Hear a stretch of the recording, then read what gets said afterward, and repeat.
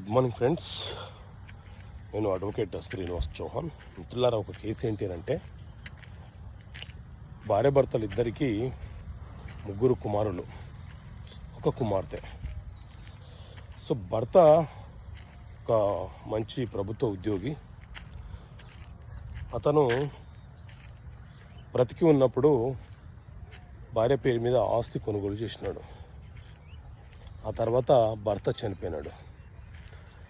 So ఆమెని ఒక కొడుకు ఏం చేశాడంటే కొంత మ్యానిపులేట్ చేసి ఆమె పేరు మీద ఉన్న ఆస్తిని ఆ ఒక్క కొడుకే రిజిస్ట్రేషన్ చేయించుకున్నాడు. మరి ఈ ఆస్తిలో మిగతా 2 కొడుకులకు వాటా కోరే హక్కు ఉంటుందా అంటే, రీసెంట్గా వచ్చినటువంటి హైకోర్టు, సుప్రీంకోర్టు జడ్జిమెంట్ల ప్రకారంగా ఆ ఆస్తి తల్లి యొక్క కష్టార్జితమైనటువంటి ఆస్తి కాదు.